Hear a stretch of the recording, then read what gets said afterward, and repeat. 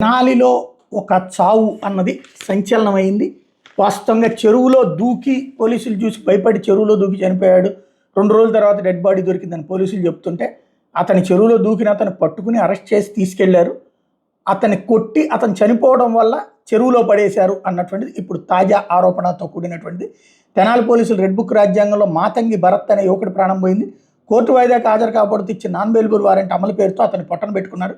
గుంటూరు జిల్లా తెనాలి అయితేనగర్ చెరువుగట్ట దగ్గర నివాసం ఉన్న భరత్ ఇంటికి బుధవారం రాత్రి 11 గంటల ప్రాంతంలో 3 town ID party constable Murali మఫ్టీలో ఉన్న పోలీసులు పెద్ద సంఖ్యలో వెళ్లారు.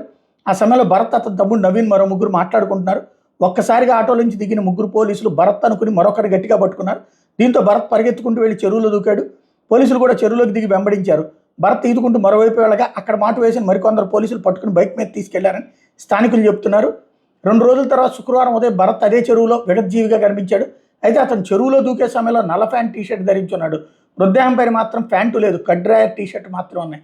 భరత్ తొడలు వాచిపోయాయి. తల ముఖం మీద తీవ్రంగా శరీరం మీద గాయాలు ఉన్నాయి. దీంతో పోలీసులు కొట్టి చంపి చెరువులో పడేసి ఉంటారనే అనుమానాలు వ్యక్తమవుతున్నాయి. భరత్ మృతి తర్వాత పోలీసులు వ్యవహరించిన తీరు అనుమానాలకు మరింత బలపరుస్తోంది. పోస్ట్ మార్టం నుంచి అంత్యక్రియల వరకు 5 పోలీస్ జీబులు ఒక స్పెషల్ పార్టీ బస్సు అనుసరించినాయి. గతంలో తెనాల్లో పనిచేసి ప్రస్తుతం జిల్లా కేంద్రంలో విధులు నిర్వహిస్తున్న పోలీసు అధికారులు వచ్చి భరత్ కుటుంబ సభ్యులతో రాజీ ప్రయత్నాలు చేయడం గమనార్హం.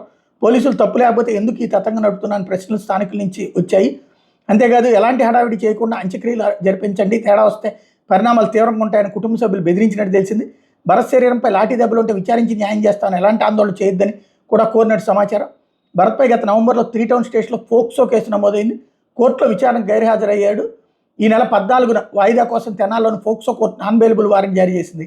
నేపథ్యంలో 9వ తేదీ రాత్రి పొద్దుపోయాక పోలీసులు భరత్ ఇంటికి వెళ్లారు. కాగా భరత్తో పాటు 2 పోలీసులు చెరువులో దూకిన కొంతసేపటి తర్వాత అతను దొరకలేదని తిరిగి వెళ్లారని చెప్తున్నారు. అయితే భరత్ విగజీవితంగా తేలే వరకు పోలీసులు చెరువు వైపు చూడకపోవడం అనుమానాలకు మరింత తీవ్రం చేస్తోంది. భరత్ వాళ్ళ వద్ద ఉన్నందునే పోలీసులు చెరువు వద్దకు మళ్లీ రాలేదని అంటున్నారు. వ్యవహారంపై జిల్లా ఎస్పీ సతీష్ కుమార్ సీరియస్ అయ్యారు. శనివారం సెట్ కాన్ఫరెన్స్లో తెనాలి పోలీసుల మీద తీవ్ర ఆగ్రహం వ్యక్తం చేసినట్టు సమాచారం. తెనాల్లో వరుస ఘటనలు జరుగుతుంటే మీరేం చేస్తున్నారు, డీఎస్పీ పైన నిప్పులు జరిగినట్టు సమాచారం. దీని మీద భరత్ తల్లి పోలీసులు చిత్రహింసలు పెట్టి నా బిడ్డను చంపేశారు అని ఆరోపించిందట సుశీల. మా వాడు ఎంతసేపు అయినా ఎదగలడు, అట్లాంటి వాడు చెరువులో మునిగి ఎలా చనిపోతాడు, పోలీసులే పట్టుకెళ్లి చిత్రహింసలు పెట్టి చంపి చెరువులో వేసుకొని తొక్కేశారు, పోలీసులు ఏమార్చి పారిపోయి ఉంటాడు అనుకున్నాం, శవమైతే వెళ్తాడని ఊహించలేదు. భరత్పై ఫోక్సో కేసు కూడా బూటకమే. పోలీసులకి ఎప్పుడు ఏదనిపిస్తే ఆ కేసు పెట్టడం, లోపల వేయడం అలవాటైంది. అబ్బాయిని తీసుకుని స్టేషన్కి రమ్మంటే తీసుకెళ్లేదాన్ని, చంపేయడం ఎందుకు అంటూ అదే సమయంలో మా అన్నను ఐడి పార్టీ కానిస్టేబుల్ మురళి మరో 10 మంది కానిస్టేబుల్ కలిసి పట్టుకుని తీసుకెళ్లి చిత్రహింసలు పెట్టి చంపేశారు. అతని ఒంటిపై లాఠీ దెబ్బలు ఉన్నాయి. బీర్జాల మీద కొట్టడంతోనే మరణించాడు. తర్వాత తెచ్చి చెరువులో వేసి తొక్కేశారు. పోలీసులు వెళ్ళాక రాత్రంతా చెరువు చుట్టూ వెతికాం, కానీ విగతజీవితంగా కనిపించాడు.